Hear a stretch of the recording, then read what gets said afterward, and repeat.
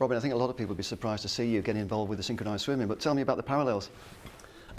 It's incredible, the synergy between the two sports. I was brought in as one of the Team GB ambassadors, and Biz Price, who is the head coach and looks after the squad, was a skater in her youth in Canada. So the name connected with her straight away, and she understood what she needed to get out of the squad and what they wanted from the swimming point of view.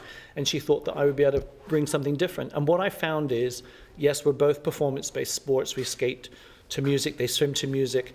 Everything has to happen in certain quadrants of the rink, the same within the pool.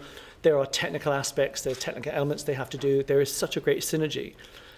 Being able to talk to the girls in my language, knowing that they absolutely understand the meaning of it, and then also not know enough about their sport to be able to go, but why don't you do that?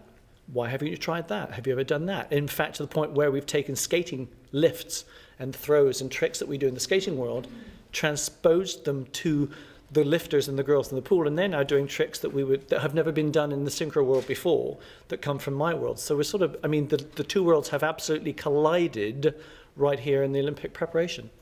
It must be a great thrill for you as a former Olympian and a medal winner to be involved at this level. Just to be able to peripherally be involved was going to be great. Then to be given the ambassador part of the ambassador program, to then be chosen to be able to be involved in a sport that I'm actually now really loving, to the point where I will be involved with the squad after the Olympics are over. But again, most people will never see an event of this in their own lifetime, let alone in their own country. So to have all of this happening now, Team GB, our greatest team, we're not after medals, but we're after people doing really well, and we will give them all the information we can to make sure that they can give the best performance, which hopefully will translate into more medals than we've ever had before.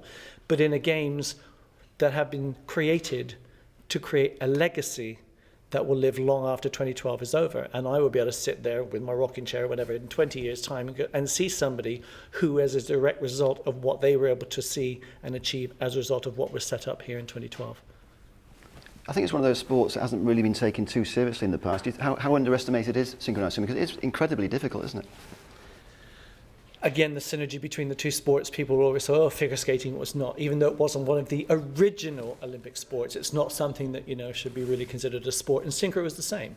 My father put it quite succinctly, is that the training and the sport is in the training of it, the art is in the execution. And I think, you know, we all want to look fantastic. We want it to be music. We want it to be right. But you have to be an athlete and have trained really hard to get there. All the falls that we took on the ice, all the gym work, getting the cardiovascular, everything up. These girls are doing exactly the same thing. They're incredible athletes before they get to the pool. Then they're incredible swimmers. Okay, now that's all done. Now let's put it to music and give you some moves. And let's lift 5 girls up in the air and let's hold your breath for 4 minutes underwater. It's been eye-opening from many, many aspects for me, and I think it's going to be a lot of people's guilty pleasure at the games anyway. It always has been. It's one of those sports that people always say, oh, synchronized swimming, what time's it on? I'll check it. You know, they will watch, as figure skating is.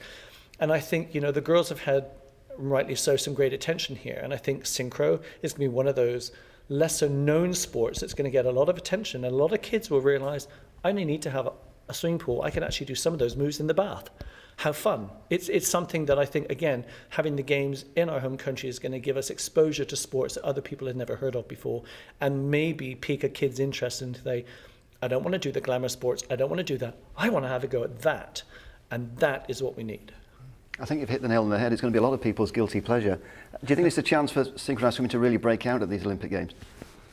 Well, synchro swimmers and swimming associations around the world will tell you it doesn't have to break out, it's already there. And it's always going to be the big crowd-pleasing event, and it's always going to sell out.